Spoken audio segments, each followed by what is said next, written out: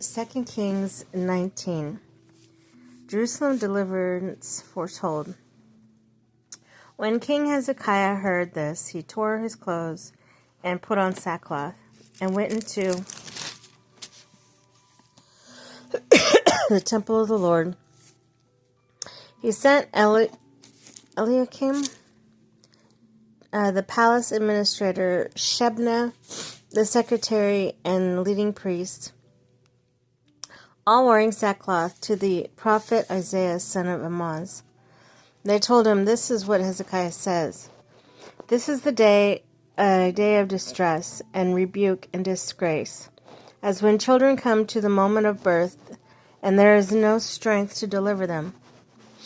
It may be that the Lord your God will hear all the words of the field commander, whom his master, the king of Assyria, has sent to ridicule the living God, and that he will rebuke him for the words of the Lord your God has heard. Therefore pray for the remnant that still survives." When King Hezekiah's officials came to Isaiah, Isaiah said to them, "Tell your master, this is what the Lord says. Do not be afraid of what you have heard." Those words with which the underlings of king of Assyria have blasphemed me. Listen. When he hears a certain report, it will make him want to return to his own country, and there will have him cut down with the sword. When the field commander heard that the king of Assyria had left to Lachish, he withdrew and found the king fighting against Libnah. Now Sennacherib received a report of Tirhakah, king of Cush, was marching out to fight against him. So he sent messengers to Hezekiah with this word: "Say to Hezekiah, king of Judah, do not let the God you depend on deceive you when he says, Jerusalem will not be given into the hands excuse me, of the king of Assyria. Surely you have heard what the king of Assyria have done to all the countries, destroying them completely. And will you be delivered? Did the gods of the nation that were destroyed by my predecessors deliver them? The gods of Gozan, Haran, Rezeph, and the people of Eden, who were in Telassar? Where is the king of Hamath or the king of Arpad? Where are the kings of Lair, Servim, Hina, and Eva?" Hezekiah prayer. Hezekiah received a letter from the messengers and read it when he went to the temple of the Lord and spread it out before the Lord. And Hezekiah prayed to the Lord, "Lord, the God of Israel, enthroned between the cherubim, you alone are God over all the kingdoms of earth. You have made heaven and earth. Give ear, Lord, and hear. Open your eyes, Lord, and see. Listen to the words of Sennacherib, son of Sherib, has sent to ridicule the living God. It is true, Lord, that the Assyrian kings have laid waste these nations and their lands. They have thrown their gods into the fire and destroyed them. For they were not gods, but only wood and stone fashioned by human hands. Now the Lord our God delivered us from his hands, so that the kingdoms of the earth may know that you alone, Lord, are God." Isaiah prophesies Sennacherib's fall. Then Isaiah, son of Amoz, sent a message to Hezekiah. "This is what the Lord, the God of Israel, says. I have heard your prayers concerning Sennacherib, king of Assyria. This is the word that the Lord has spoken against him.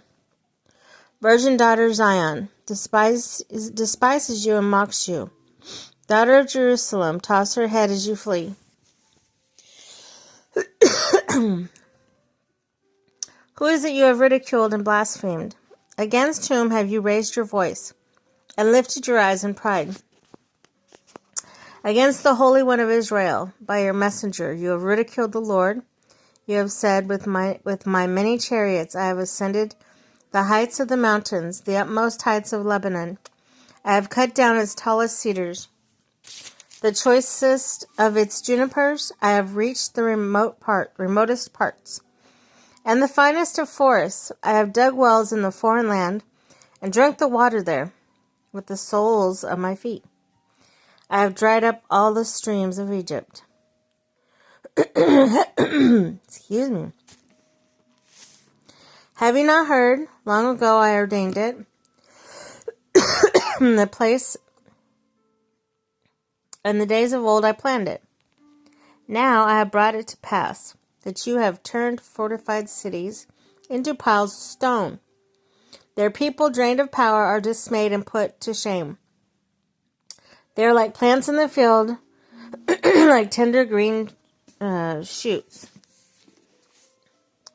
The grass sprouting on the roof, scorched before it grows up. But I know where you are, and when you come and go, and how you rage against me. Because you rage against me, and because your insolence has reached my ears.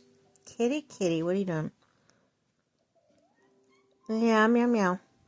I put my hook in your nose, and my bit in your mouth, and I'll make you return by the way you came. This will be a sign for you, Hezekiah. This year, excuse me, you will eat what grows by itself, the second year what springs from that. But in the third year, sow and reap, plant the vineyards, and eat their fruit. Once more, in remnant of the kingdom of Judah. I will take root below and bear fruit above. I'm going to get you, kitty. For out of Jerusalem will come a remnant, and out of Mount Zion a band of survivors. The zeal of the Lord Almighty will accomplish this. What do you need? Go on. What do you need, kitties? What you need? Trouble. Therefore, this is what the Lord says concerning the king of Assyria. He will not enter the city or shoot an arrow here. He will not come before it with shield, or build a siege ramp against it. By the way, he came and he will return. Excuse me.